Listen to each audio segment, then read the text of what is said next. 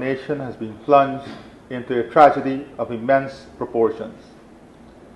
The capsizing of the M.V Barima has pierced the heart of our nation, leaving us united in grief, anxiety, and sorrow. Families wait in expectation and anguish for news of loved ones. Communities are mourning. Across Guyana, our hearts are heavy as we confront one of the most painful moments in our history. This morning, I visited survivors, as well as the families and relations of some of those still missing, including those in Port Kaituma and Mabaruma. I also visited those hospitalized at the Mabaruma Regional Hospital. It was a deeply emotional experience. I listened to their stories, shared in their pain and anxiety, and assured them that every practical measure would be taken to provide the support and assistance they need at this time. Our priority remains to protect every life that still can be saved, to support those who have endured unimaginable trauma and loss, to comfort grieving families, and to account for every person who remains unaccounted for. Every minute matters. Every life matters. And every possible resource is being mobilized in pursuit of this mission. I pay the highest tribute to the extraordinary men and women who responded immediately to this disaster. From the moment news of the tragedy reached us, a massive rescue effort was launched with urgency and determination.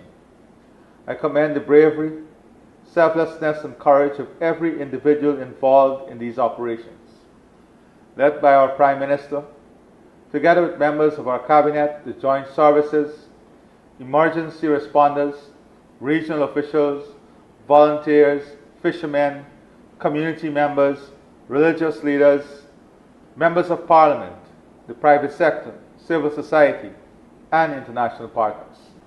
Their actions have reflected the very best of Guyana. This has been a truly national effort in a time of profound national anguish.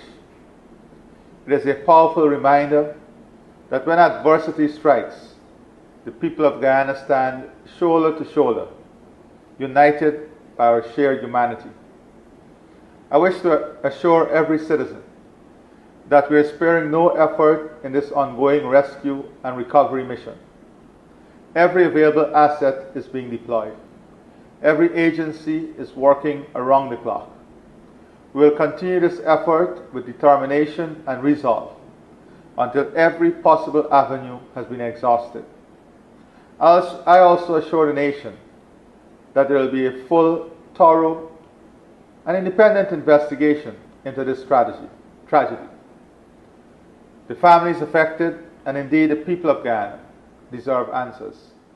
They deserve to know precisely what transpired and whether any failures contributed to this heartbreaking event. We will pursue the truth with transparency, impartiality, and accountability. But now is not the time for speculation. It is not the time to cast aspersions or to politicize a tragedy that has brought such unspeakable pain to so many.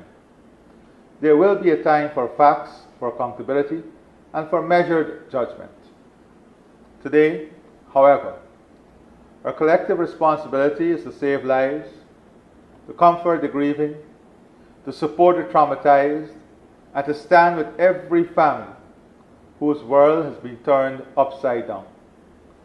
Throughout our history, Guyanese have demonstrated extraordinary resilience in the face of tragedy. Let us find strength in faith, hope, and in our unity, the qualities that define us as a nation. And let us muster all of our courage and determination to overcome this tragedy. I once again ask every Guyanese to keep the victims, the survivors, their families, and the brave rescuers in your thoughts and prayers. Reach out where you can. offer comfort where it is needed. Let compassion and support, not division, guide our words and actions. We owe it to every passenger aboard the M.V Barima, those who have been rescued, those who have been lost, and those who remain unaccounted for, to come together in unity, solidarity, and purpose as we undertake the mammoth task that still lies before us. In the coming hours and days, it is going to be a difficult period for us as a people and as a country. There are going to be long days ahead of us, difficult days from this tragedy. But we must come together in love, unity, faith, patience, and reverence to the families and communities most affected. In the coming hours, I will announce the form of mourning our nation will take. May God watch over Guyana and bring us through this horrific experience. God bless all of you, especially the families of all those who were aboard the M.V Barima. I thank you.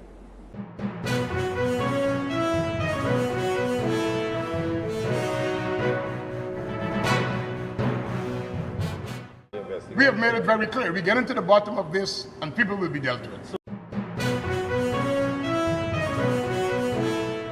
So let me first of all say with the crew. The captain is a survivor. The first engineer is a survivor. A sailor is a survivor. They're at Anna Regina in the police custody. The mate, which is the second most senior person on the boat, is also a survivor.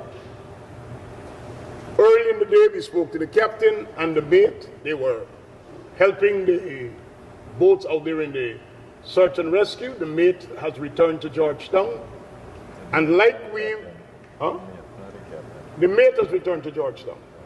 And like we would have done with the testing of the captain and the first engineer and the sailor that is at Anna Regina, we have subject the mate to the same testing. The results have not been the same like the others.